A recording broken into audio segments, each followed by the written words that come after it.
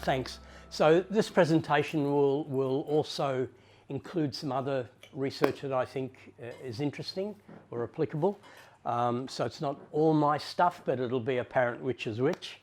Some people might have seen some of the projects and performances that I'm talking about.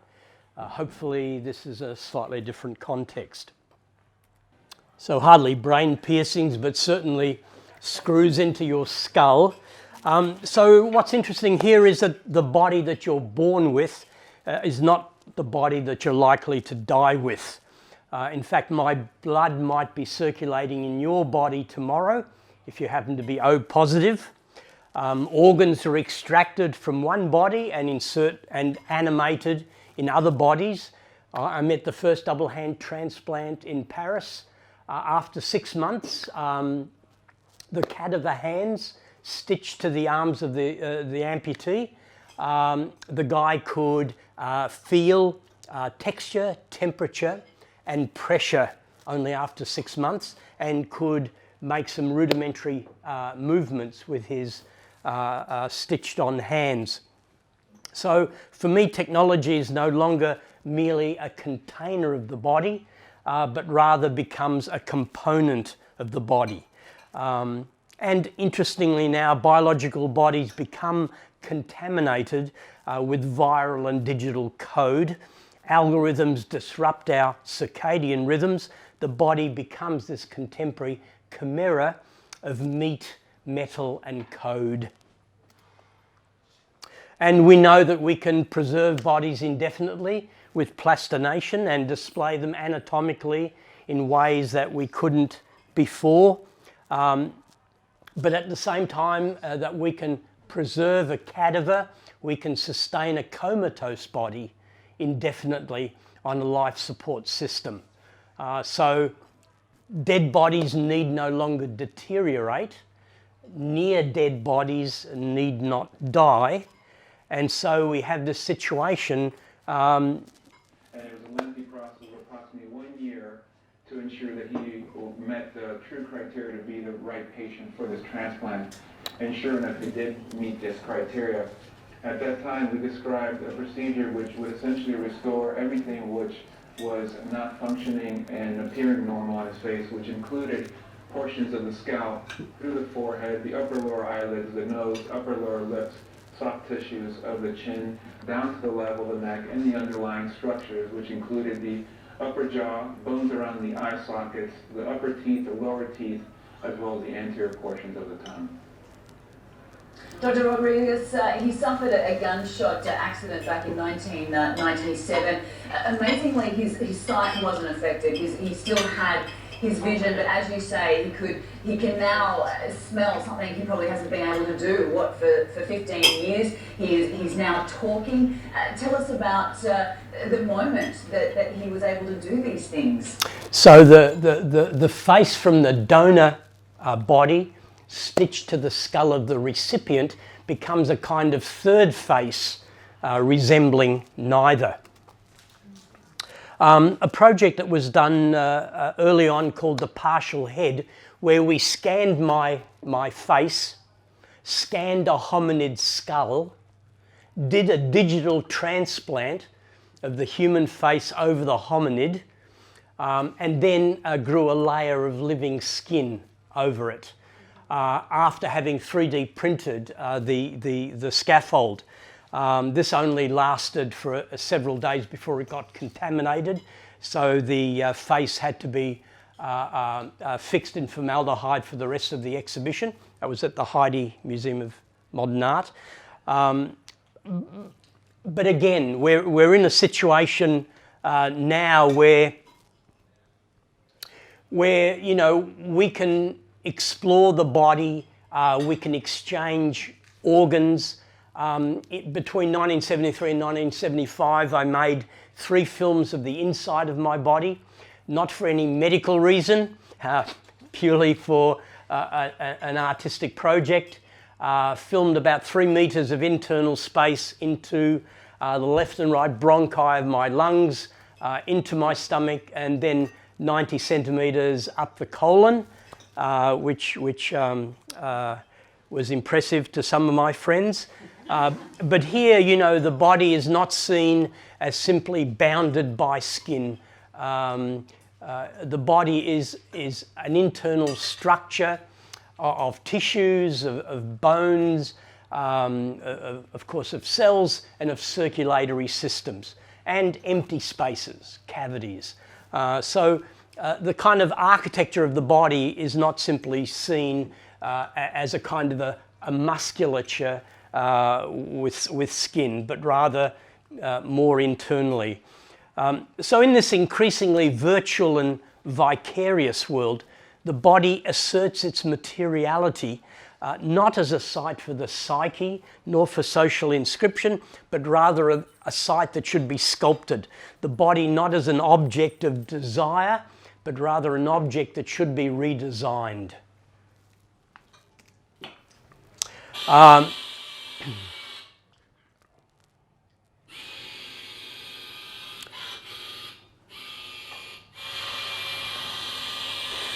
So the third hand is a 3-degree of freedom manipulator. It was completed in 1980. It was sophisticated enough at the time to get invitations from the Jet Propulsion Lab in Pasadena and the Johnson Space Center in Houston to demonstrate to the extravehicular activity group. It has a rudimentary tactile feedback system for a sense of touch, and this was actuated by electrodes on the abdominal and leg muscles, so you could independently control the 3 hands, initially just as a visual attachment to the body for performance. But here, writing one word simultaneously, each hand writing a separate letter at the same time. Had to keep my 2 eyes on what my 3 hands were doing. And because this was on a sheet of glass between the artist and the audience, I had to learn to write it back to front. I only learned to write 2 words, evolution and decadence, because both of these are 9-letter words. But here, a prosthesis is seen not as a sign of lack, but rather a symptom of excess. As technology proliferates, becomes micro-miniaturized, it becomes more accessible, more biocompatible in both scale and substance. A performance where the sounds that you hear are amplified brain waves, heartbeat, blood flow and muscle signals.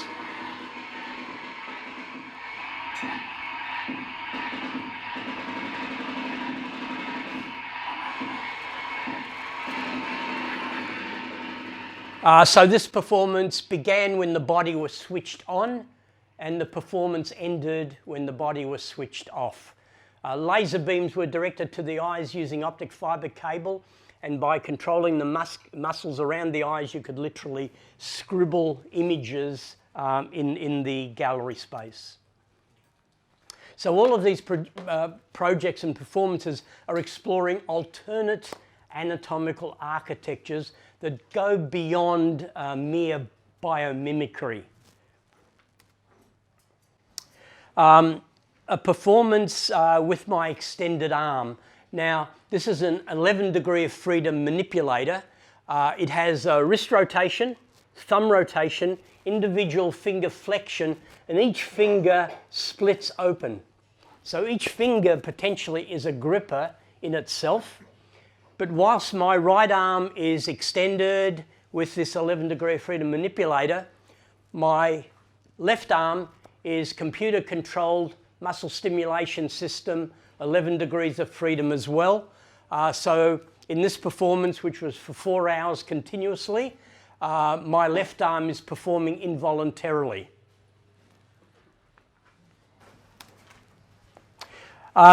It didn't take much imagination, and this is the muscle stimulation control box. The blue switches indicate which muscles could be programmed. You plug your laptop in there, you can produce a sort of a choreography using the muscle stimulation. But in this performance, a touchscreen interface 3D model was constructed. This is in 1995, goes back a bit. But by touching the muscles on the computer model. The computer model simulates the movement that you've just programmed. And a second later in Luxembourg, where my body was, my body moves involuntarily. So the experience is of a split body. Voltage in, involuntary movement, voltage out, actuating a third hand. So you're never really all here nor all there. You're always partly here, partly there, with some kind of distributed agency, and you appear and disappear online at any time. A performance that involved a custom engineered search engine which scans the internet, selects anatomical images off the web, shows them on your head-up display. Those images are analysed, and depending on the complexity of the image, your body moves accordingly. So the image that you see is the image that moves your body. And what you're seeing here now is the body becoming the video switcher and the video mixer. So there are tilt sensors on my arms and legs. As my body is jerked involuntarily, it switches different cameras and mixes the imagery with also the imagery from the net. There is some sound. I have to get used to using this.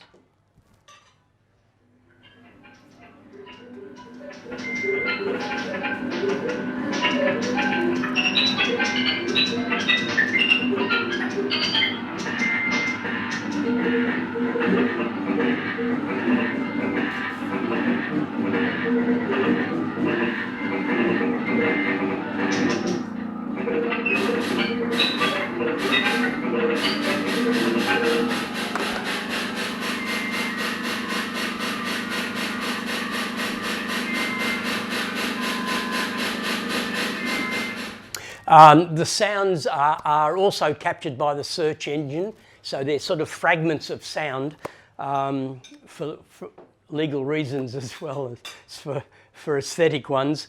But the images that you see are the images that move your body. So you're functioning a kind of virtuality that directly influences and animates your body.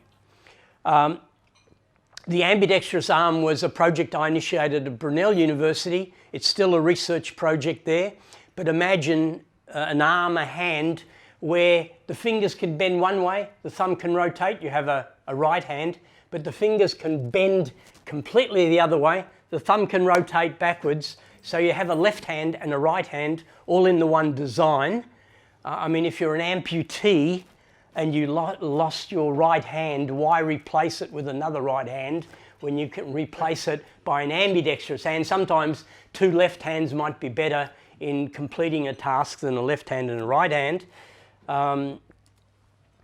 This was the initial testing that was done just to indicate these are pneumatic rubber muscles.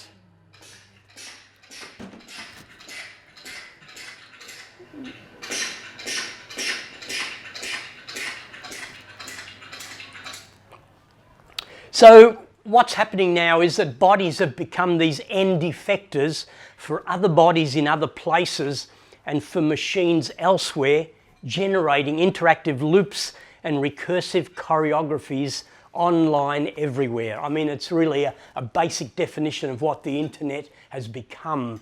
We not only see and speak to people, we can, remotely activate, animate each other, avatars and remote machines. And effectively, heads are being electronically amputated, hands are rewired, and these online chimeras, these phantoms, proliferate as virtual flesh. Bodies become portals for people in other places. A six-legged walking machine initially completed in Hamburg during my 6-month residency there.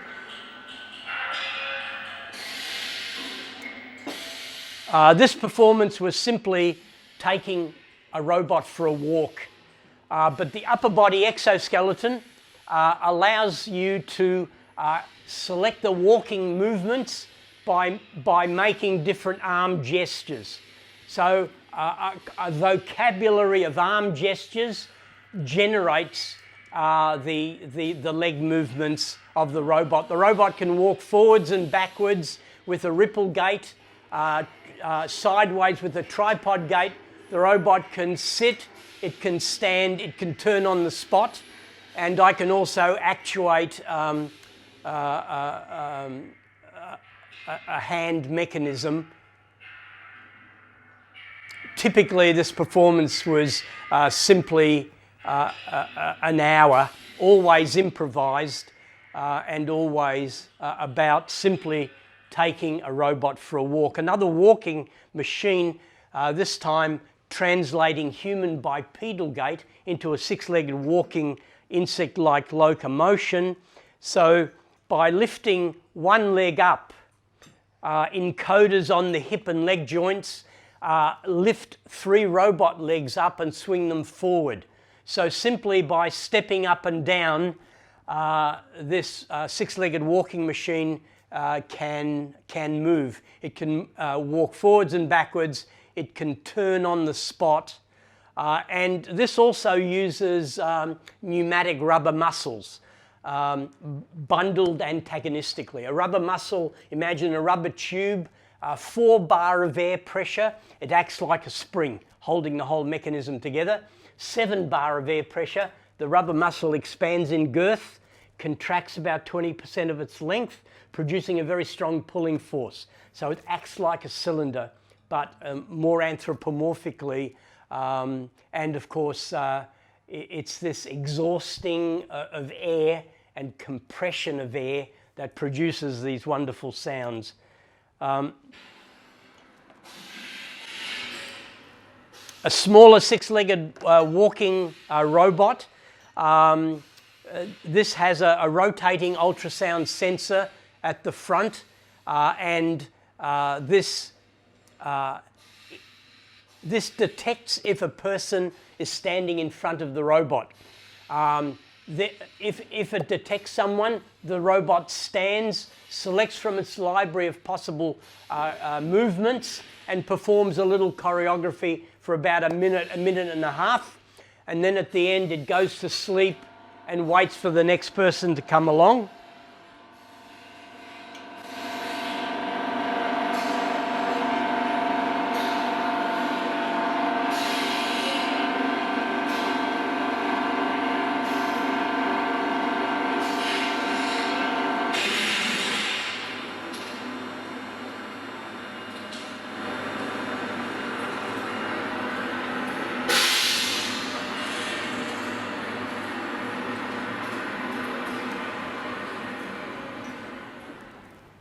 So in fact, the idea, the intent of this robot was as an actual virtual system where the mechanical movements of the robot modulate the facial behavior of the head. A project that I keep showing but never realizing for all sorts of reasons, but it's again an insect-like 6-legged walking robot. Small enough, robust enough to enable the robot to walk up my tongue and into my mouth. There have been several attempts to engineer this, but with no success up till now. There are many problems. To get any kind of complex movements with small enough motors or using shape memory alloy like nitinol as a muscle, we just aren't successful producing the speed and the complexity of movements that I'd like to achieve. So it's plausible, but not yet realizable. the three sort of contemporary ideas and that I feel are really important in understanding our relationship to technology. Bruno Latour's actor network theory, the idea that it's the relationship within the network that generates the qualities, the capabilities of the actors. And these actors don't have to be all human actors. They can be other objects, insects, animals, so it's a kind of flattened ontology. Object-oriented ontology is also a flattened ontology, but Graham Harman emphasizes more the life of objects which intrinsically withdraw from each other and from humans. It's not the Heideggerian ready at hand idea of technology as a tool. In other words, Harman has an interesting definition of an object. An object is something that you can't reduce to its component parts, nor can you evaluate from its relations or its effects. So, how does one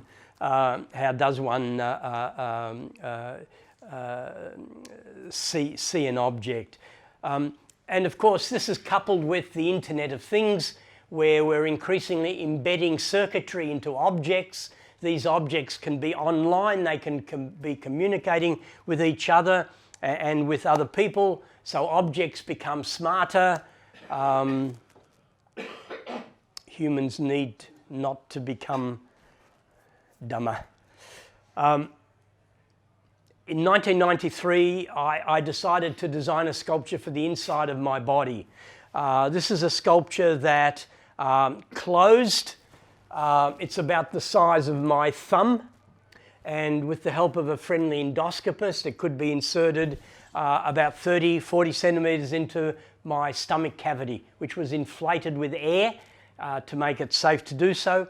When the sculpture is inside the stomach, the object opens and closes, extends and retracts, has a flashing light and a beeping sound. So it's a simple machine choreography inside a soft, wet and usually dark organ of the body, and obviously a highly corrosive site to have a sculpture. So the sculpture was made of stainless steel, gold, titanium. And the reason I did this was the sculpture Triennale, which I did this for, had as its theme site-specific works. But instead of a sculpture for a public space, I decided to design a sculpture for a private physiological space. With the collaboration of another artist, Nina Sellers, we both underwent liposuction. 4.6 litres of biomaterial was inserted in an installation titled Blender. Blender is the kind of inverse to the stomach sculpture. Instead of the machine choreography inside a soft body, here a machine installation becomes the host of a liquid body from biomaterial of two artist bodies. The installation had proximity sensors around its chassis, so whenever anyone approached the sculpture, that would trigger the blender blades to continuously mix the biomaterial. So the body is this modified biology accelerated by metal with a speed that far exceeds its metabolic, muscular and sensory capabilities. It's a chimera extended in cognition, also with computational code. So we still have this kind of romantic, nostalgic view of the human body, the biological body, but none of us here operate merely as biological bodies. We all have wireless devices, we all have imaging technologies, we're functioning as disembodied and distributed bodies continuously so. The ear initially was imaged on the side of my head. This proved to be a dumb anatomical site to construct an extra ear because of the facial nerves emanating from this sort of area, and I could not get any surgeon to assist doing it there. But in 2006 we did get funding, and I convinced 3 surgeons, plastic surgeons, to collaborate in this project. In fact, the younger surgeon I think was more au fait about this project, and I understood why I was doing it. But during the second operation, one surgeon was overheard saying to the other surgeons, well, maybe this is a work of art, but then we must be the artists. And a lot of truth in that. So the scaffold, the biopolymer material, sculpted to produce an ear-like structure similar to my own ear in scale, suctioned with the skin suctioned over it. Over a period of 6 months, you have tissue ingrowth and vascularization occurring, so the ear becomes very much a part of your arm. It has its own blood supply.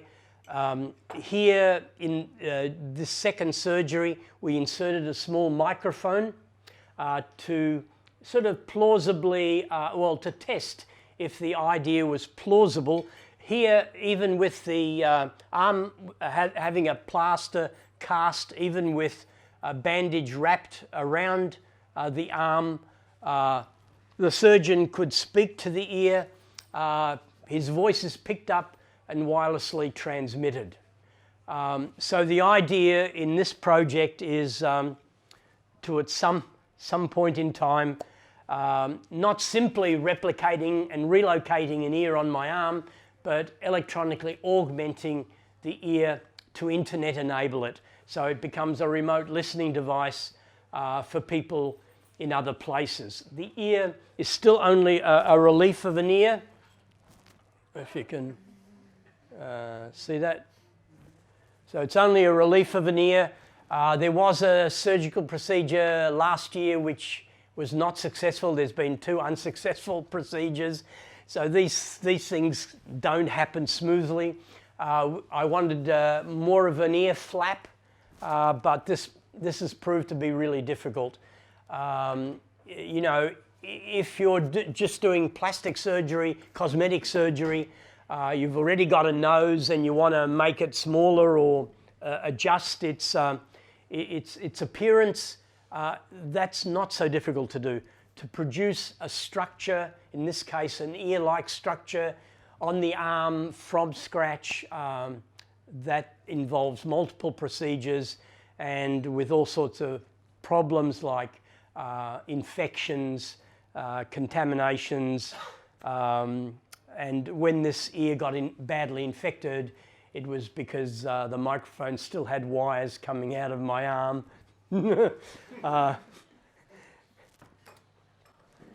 This generated some other projects, a 4-meter long sculpture of the ear on my arm, and this was first exhibited in the Sculpture Gallery in South Yarra. But a performance where I lay on the sculpture, my body was smeared with white slip, white clay, so the body becomes more a part of the construct. And whilst lying on the sculpture, I thought, well, it would really be interesting if we could, instead of just lying on the sculpture, if the body was suspended above the sculpture. And 16 hooks inserted into the skin. When the rigging was done, the body was hoisted up. This performance begins when the body is lifted off the sculpture.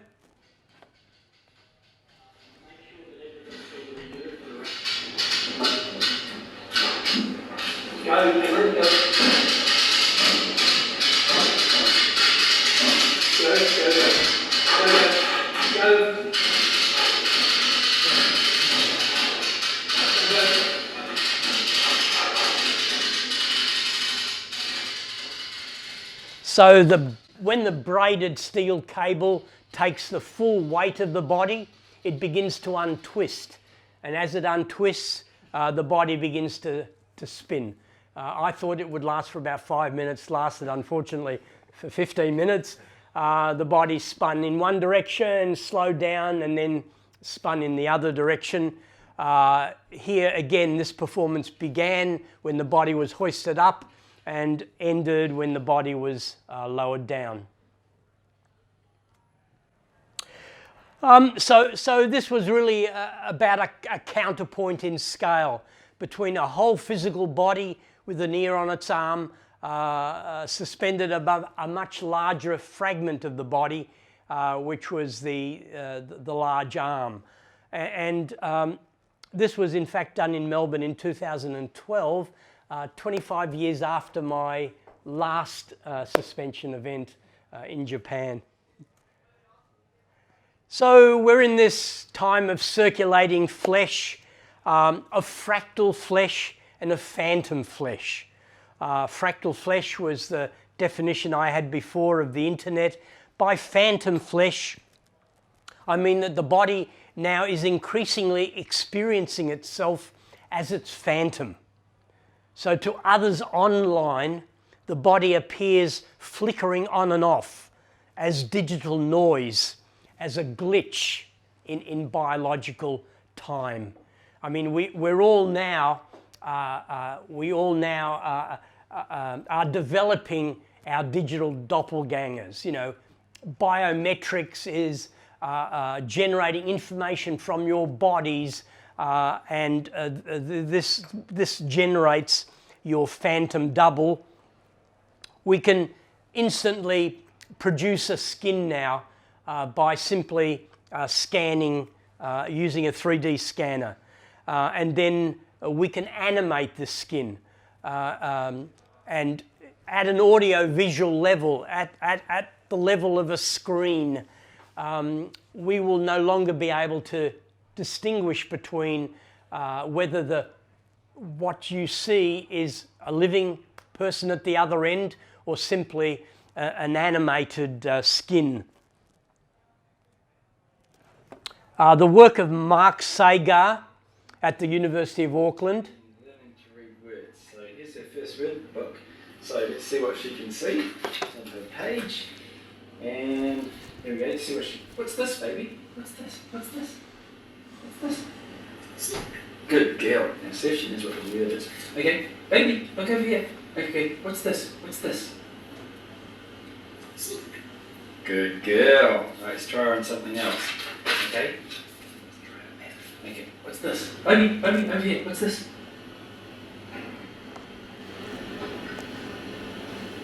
Baby, look at me. Look at me. What's this? Baby, over here. Over here. Good girl. Well, that's what she's just reading. So this was modelled after Mark's baby daughter. But yes, more high fidelity 3D models coupled with cognitive science, neurophysiology, curiosity behaviour, adequate morph targets to animate the head, real-time lip syncing, and simply using the microphone and the camera on a desktop computer, and you can literally teach an avatar to make basic associations, and quite uncannily convincing. So screens now become skins, and these skins attain both an optical and a haptic thickness. It's this thickening that collapses the psychological space between bodies. So increasingly now, a screen will not be simply a surface, but rather an optical and haptic interactive solid. So the body increasingly oscillates between its physical and phantom forms. This oscillation is the quickening coupled with the optical thickening that fuses the physical and the phantom. So we live in this age of the thickening when images become digital objects, when phantoms proliferate, when phantoms function more like phantom limbs. They're not simply ephemera, they're not simply imagery, but rather phantom objects.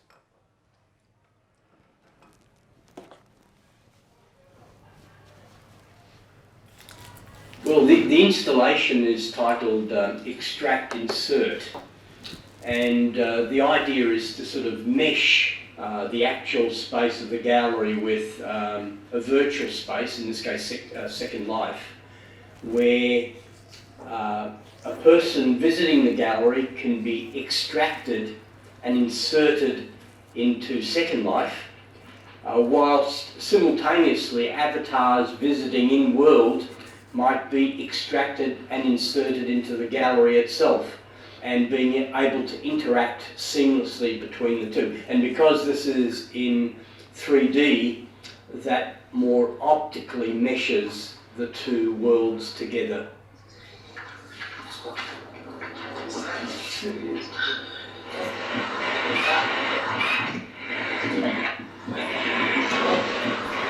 No, actually that's me. So one of my favourite parts of Friday night was X in a run, walking around with beer in his hand. Oh, that's priceless. Thanks, guys. Yeah.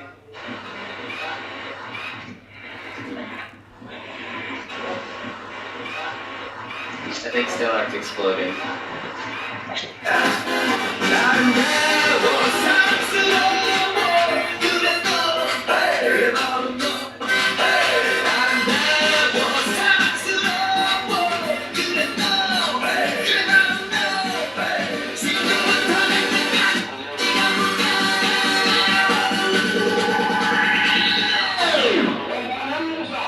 Gangnam Style.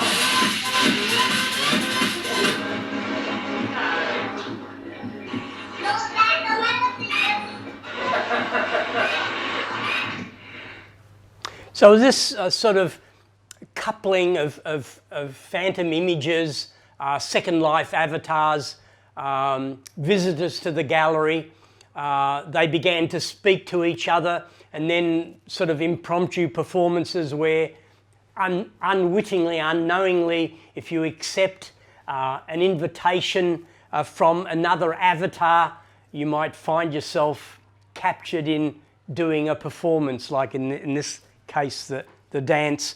But it's, I think increasingly now, there'll be a seamless slippage between actual and virtual spaces. I mean, increasingly we're performing with mixed realities. And because the avatars were seemingly projected into the gallery space in 3D, people really felt that they could interact with them within the gallery space itself, but then also to see their images captured and inserted into Second Life. So if a visitor to the gallery stepped under an actual spotlight, their image would be captured and inserted into Second Life. When an avatar stood under a virtual light, their image would be then sort of transferred into the gallery space as a kind of 3D model. A performance where the body was attached to an industrial robot arm, whereas a lot of the suspensions were sort of static suspensions attached to the end of the robot arm. The body's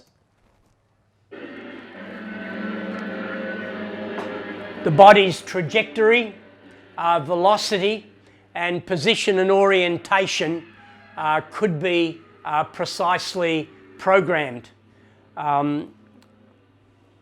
As you might know, anything with industrial robot arms, they're particularly dangerous. Normally, there's a fenced-off area where you can't be in the task envelope of the robot.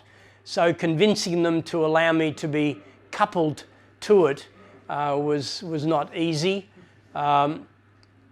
This was simply for a 30-minute performance, and the sound is important.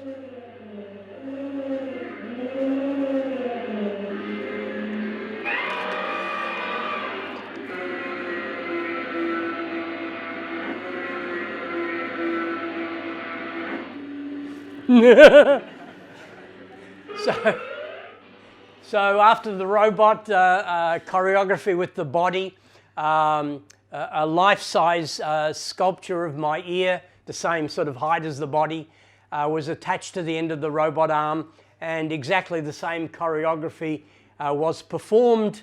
What's interesting is that the robot that choreographs the movement of the ear is the same robot that carved the ear. So effectively the robot arm was also a 6th degree of freedom CNC machine. So for me there was always a ghost in the machine, not as a vital force that animates, but rather as a fading attestation of the human. Stickman is a project first performed in 2017, but it's a project that is a full body exoskeleton, minimal but full body exoskeleton. So the body here is algorithmically actuated for a period of 5 hours continuously. But in recent performances, we engineered a mini stickman where visitors could insert their own choreography into the performance by manipulating the arms of the mini stickman, pressing play, a kind of electronic voodoo. And this performance that I'm showing is a more recent one at the Perth Institute of Contemporary Art. The sound is also important. It's generated by the choreography of the limbs. There are sensors on the exoskeleton coupled with the compressed air sounds and the mechanical sounds as well.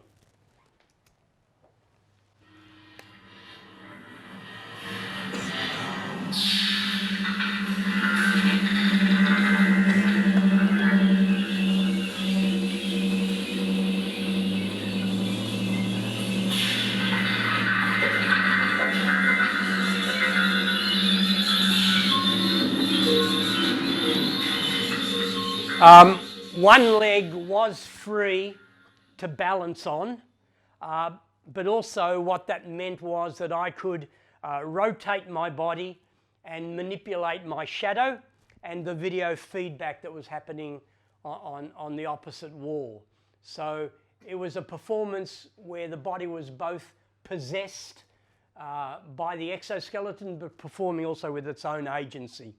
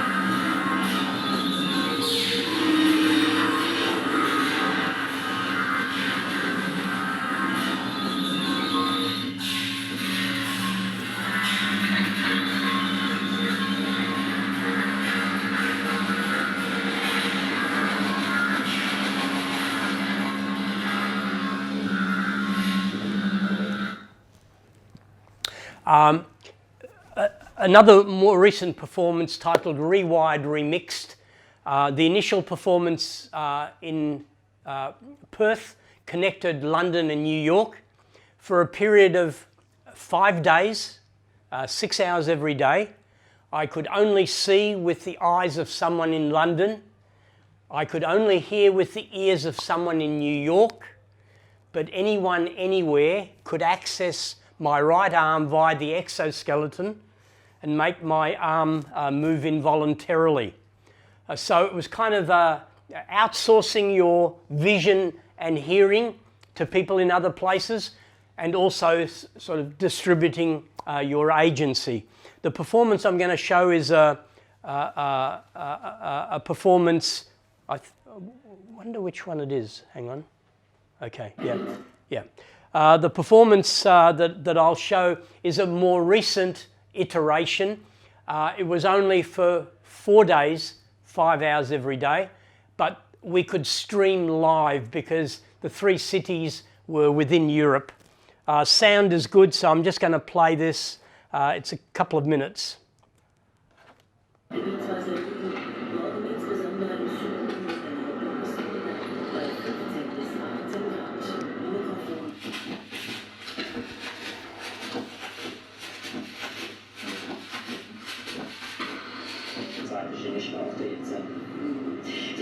Zum Schluss noch von mir noch Fragen, die unbedingt reden sollen. Ganz best. Ja.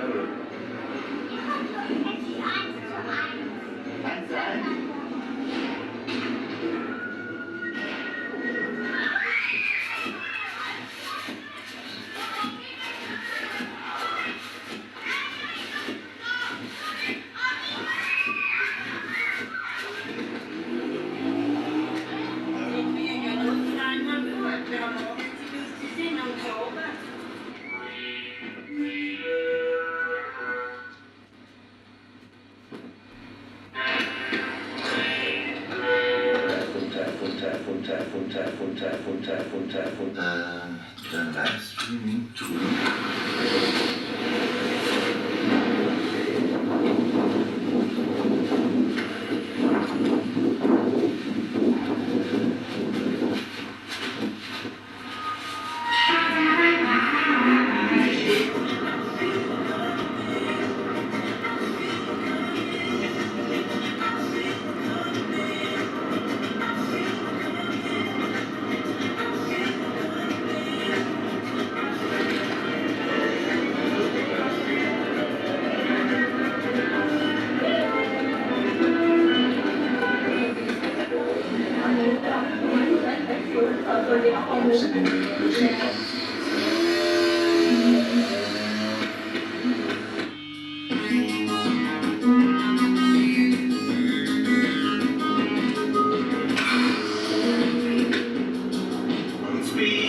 I know just what you're saying.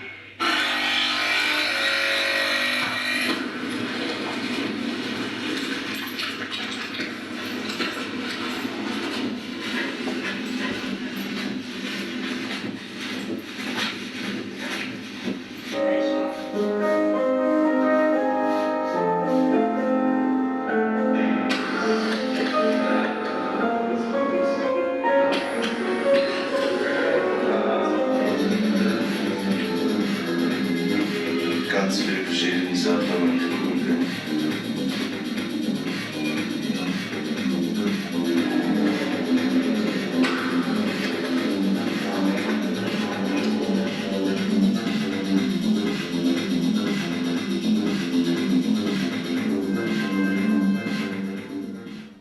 So, you know, what you saw, what you heard, the juxtapositions, effectively you were kind of in virtual spaces with your vision and hearing, but every time someone moved your arm, all of a sudden, you know, you were grounded within a proximal space.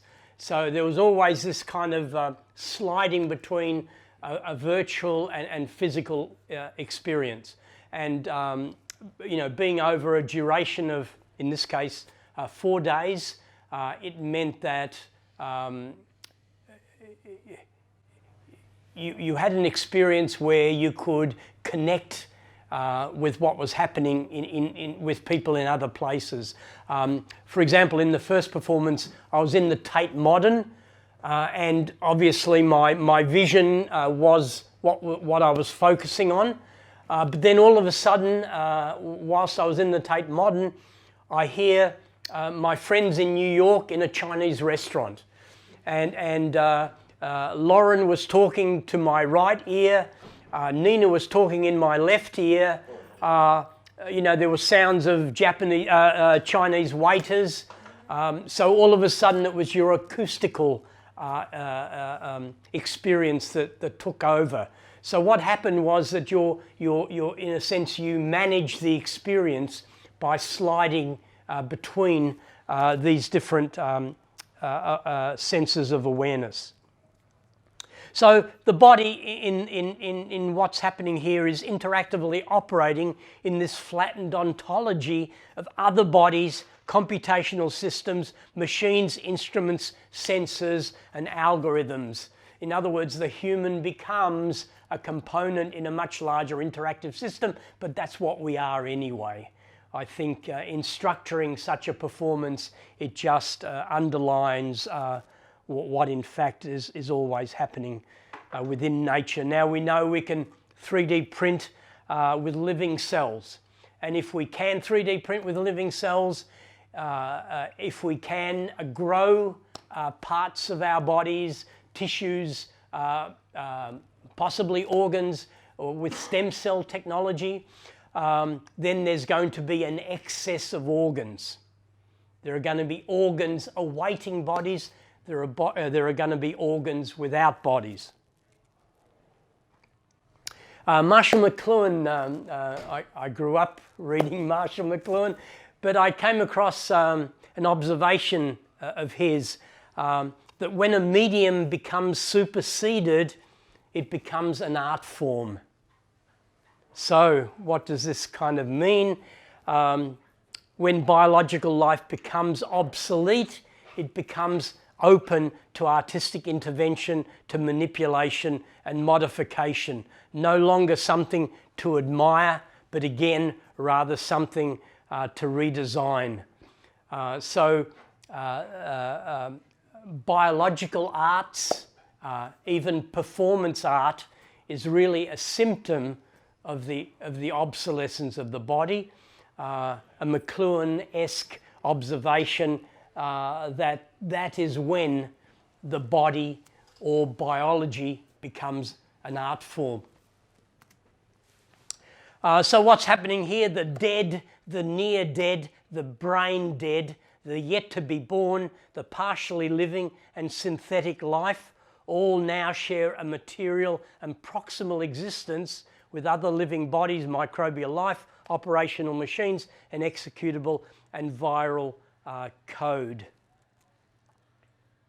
In 2011, the first twin turbine heart was inserted into the chest of a terminally ill patient.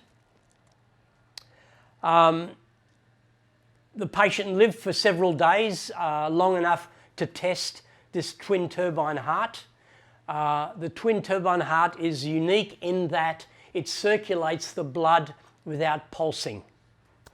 So in the near future, you might rest your head on your loved one's chest. They're warm to the touch, they're sighing, they're speaking, they're certainly alive, but they have no heartbeat.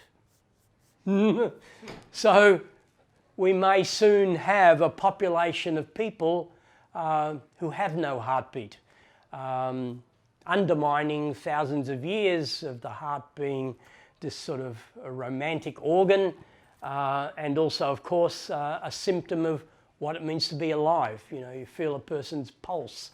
A living person supposedly is a person with a heartbeat. So all of what's being discussed is really about contestable futures. A future is not a linear kind of progress, but rather a future is truly a future when it's contingent and when it's contestable. Nothing happens of necessity. And so notions of the singularity are certainly seductive, but there's no guarantee that machines all of a sudden take over. What's more likely is an incremental hybridization of bodies and machines where at a certain point in time it will no longer be meaningful to distinguish between synthetic and biological organisms. I'll leave it at that. Thanks very much. Thanks very much. Well, I've got time for questions. Yep. So if you've got a question, just make it loud so the audio device can hear you. I'm just wondering, did you have to like use a lot of muscle relaxants when you were getting manipulated involuntarily? Or muscle relaxants? Yeah, or did you just have to go with the flow and just deal with the tension that was on your body? No. I mean, firstly, the exoskeleton, for example, the actuation system is far too strong for you to resist. Yes. You know, you can't really stop it happening. Yeah. So it would be foolish to try. You have to go with it. With the exoskeleton arm, what happened there typically was it's a heavy arm. It throws me off balance. My body sort of pivots on one leg to try to retain its balance, but in doing so, it produces a different shadow and a different video image. There's no technique or skill involved. It's really structuring a performance. The performances are always structured, but not scripted. So I never quite know what's going to unfold in its own time, in its own rhythm. Of course, the artist kind of designs the system within which he becomes an operational component in the performance interface with the technology, the sensors, the machines, the pneumatic muscles and so on. Yeah, related to that, I think before the exoskeleton, I think you had another form of remote sort of control via just impulses. Oh, the muscles, yes, yeah. Yeah, the muscles, yeah. I mean, in a way that's even more interesting because you're in fact delivering a voltage externally to the muscles, contracting the muscles, again, involuntarily. I mean,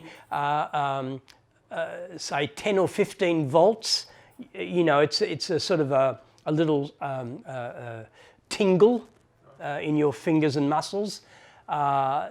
20, 30 volts, you move involuntarily. In fact, you could literally shape the position, the posture of your arm by turning up the voltage. 40 volts and it's verging on the painful, but that's what it requires to lift the arm. The bulkier the muscles, like the thighs and the deltoids, yes, you need stronger voltage. And also over a period of time, over the duration of the performance, your body becomes a little desensitized to the stimulation, so the stimulation has to be incrementally increased. Yeah. But you can, by attaching electrodes in the appropriate places, you can initiate individual finger movements, as well as wrist, elbow, shoulder bending and shoulder lifting. I had a nerve conductivity test once on my leg. Yep. And that was really painful.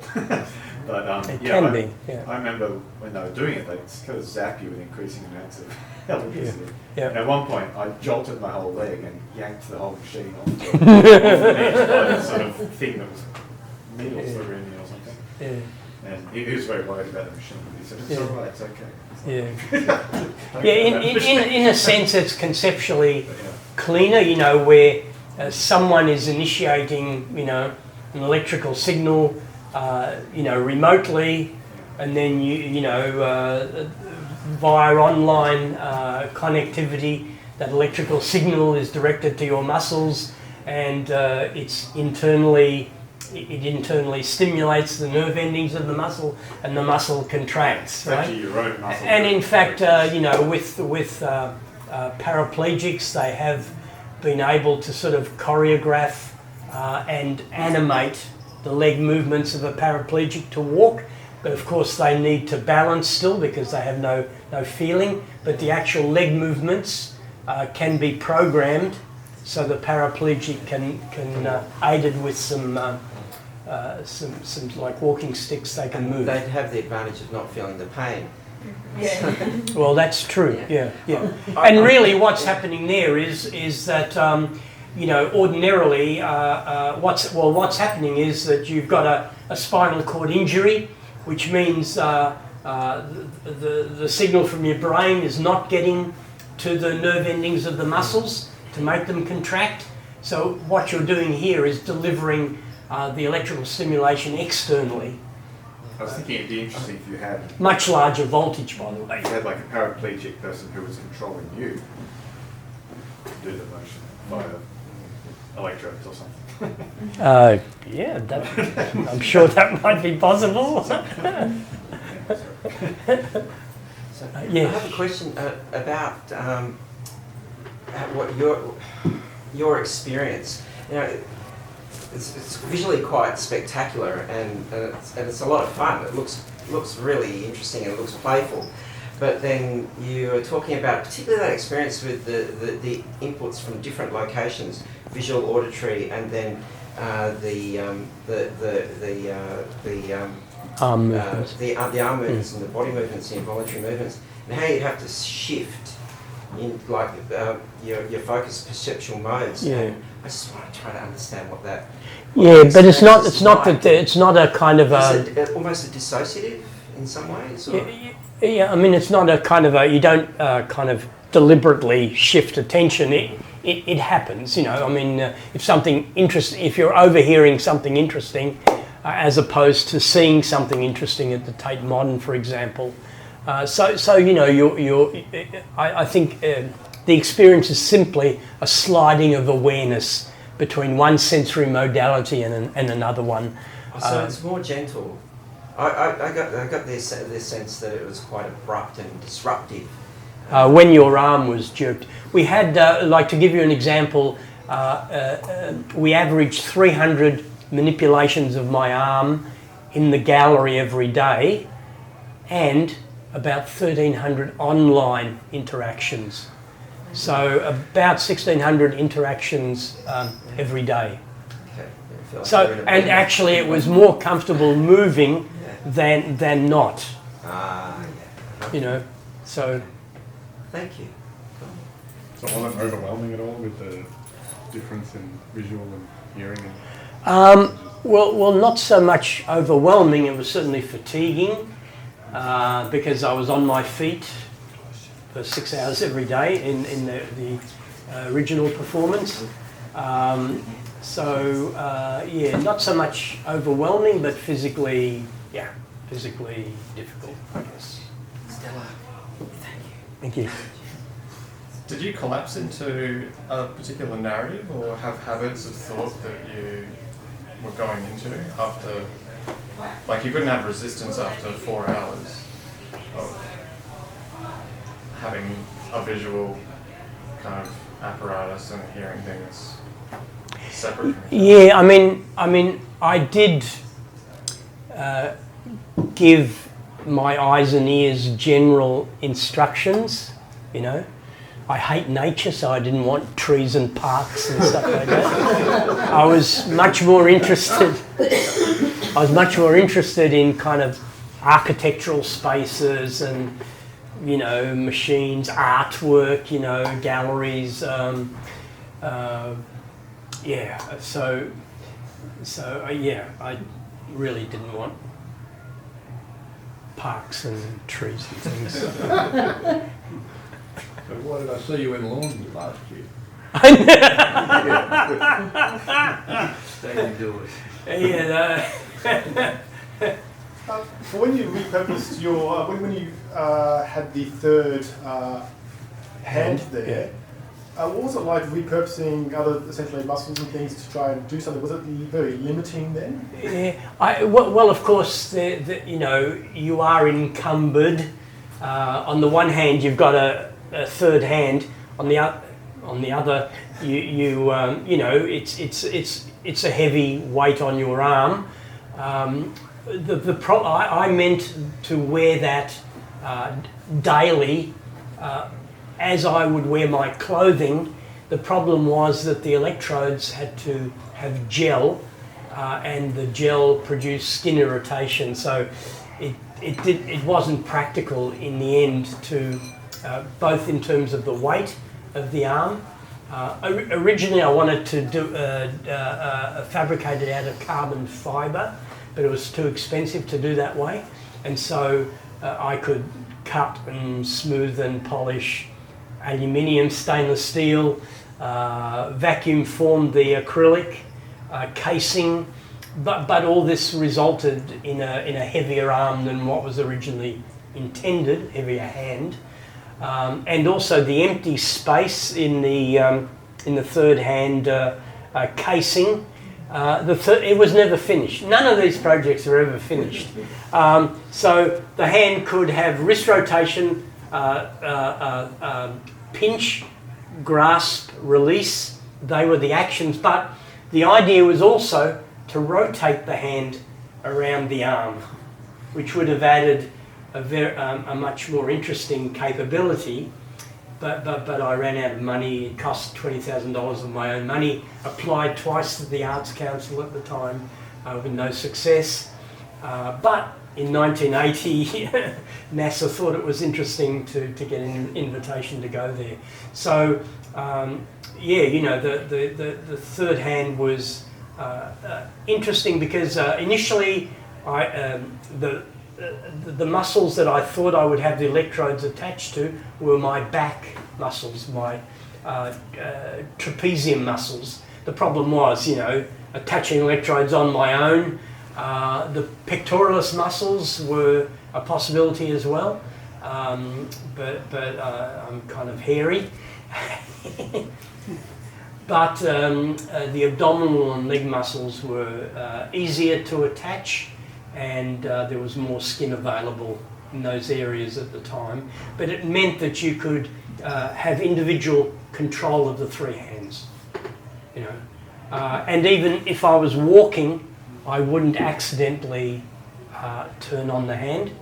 So for some reason, having the electrodes in the upper thigh area and the abdominal area, I could go about doing normal things without accidentally triggering the hand movements. Thanks for a very interesting talk. I'm wondering, you're working with quite a number of technologists, IT experts, technology experts with all these projects. So you're deriving a lot of experience from them. I'm wondering how much, to what extent, you're helping them with technological innovation. Yeah, I don't think so. I think, I mean, I see these works as aesthetic gestures, rather crude ones, as to sort of possibilities of human-machine interface. But I mean, there's been some interest expressed with some of the projects, especially the prosthetics. I mean, I think the ambidextrous arm, for example, say you know, an ambidextrous hand, you know, that would be cost effective. You wouldn't have to make a right hand and a left hand. You could just make one hand that, you know, would be an interchangeable or an ambidextrous hand. So there would be some utilitarian possibilities applicable to these projects, but there's absolutely no interest in that. You know, these are just art projects that become hopefully generate some interesting performance outcomes. How much testing do you need to do in relation to safety in these different projects? It seems like there's an ample opportunity for both minor and pretty serious injuries. Well, I've been kind of fortunate in that sense. I mean, the most dangerous performance, I guess, was in Copenhagen, where my body was suspended 60 metres high from a large crane. And what was interesting about that performance was, after about 30 metres, all you could hear was the whooshing of the wind, the whirring of the crane motors, and the creaking of the skin.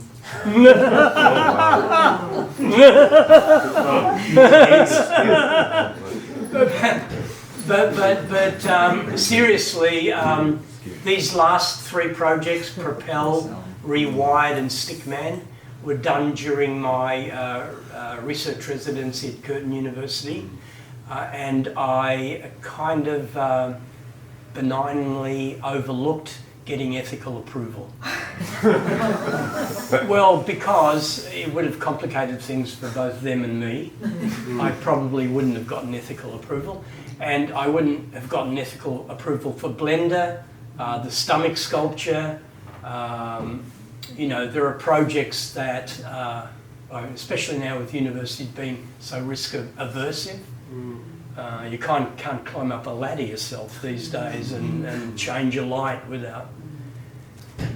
So it's a problem, but none of the performances and projects have been deliberately, you know, haven't been. Danger is not, you know, the aim of these projects. The worst problem has been an infection involved with the ear, where we had the microphone in there for 10 days, but wires sticking out of my arm.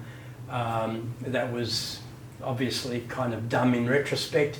The infection, I almost lost an arm for an ear. I was hospitalised for a week, and every hour on the hour, my arm was flushed with sterile saline solution to try to flush the infection out. And I was on industrial strength antibiotics for 6 months. And I almost had the ear removed. But fortunately, a friendly surgeon allowed me to walk out of the surgery, having done a nerve block with the intention of removing the ear. But he felt, as I did, that the infection, I had fully recovered from the infection. So there was this sort of discrepancy between what the plastic surgeon was seeing and what the infectious diseases unit was saying about it. And it's been fine since. But has it made you cautious about pushing the ear any further? Well, I've had several surgeries since to try to make the ear a more three-dimensional structure, because it's more of a relief of an ear, you know, rather than a fully three-dimensional ear. But I think from the last 2 experiences, I'll probably focus on the electronic augmentation now and be satisfied with this. It's ear-like enough. You know, it's a problem. There's so much you can do with plastic surgery at the moment. So it's tempting. Yeah. To go further. Yep. Isn't the worst injury you had just, you know, standing around waiting for something to happen and you slipped over? Like in part of like a performance at all? Actually, just before the Propel performance with the industrial robot arm, or just before about 4 days before, I was in Seoul in South Korea, and I was all wired up to do a performance, and I somehow stumbled backwards and fell against the edge of a heavy wooden table, cracked my rib, and so during the Propel performance I did that with a cracked rib, which was not fun, but that was just a silly kind of stumble, Yeah. The worst accidents I've had are, playing squash, actually. Ankle sprains and knee problems. How painful were the hooks? Well, I guess, I decided when I was going to do these that I would not use any anaesthetic or any kind of medication. I've never had to go to a doctor for any of these projects and performances, except for the ear.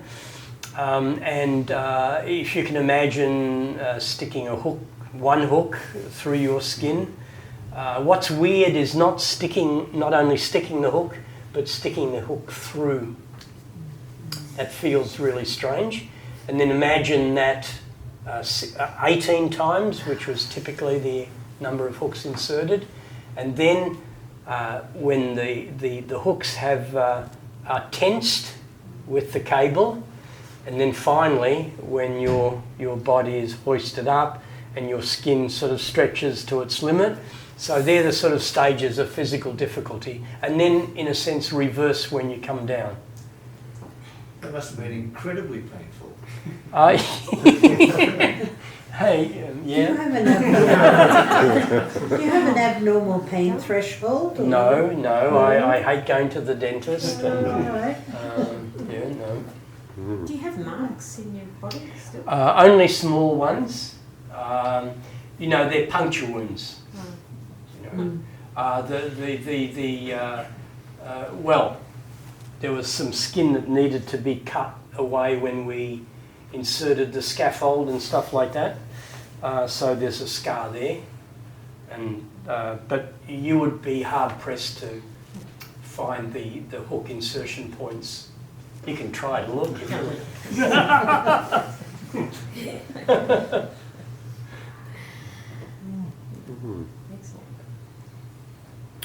Yeah, well, thanks very much for coming in and doing an excellent presentation. Thanks everybody for attending. There'll be more events like this in the near future.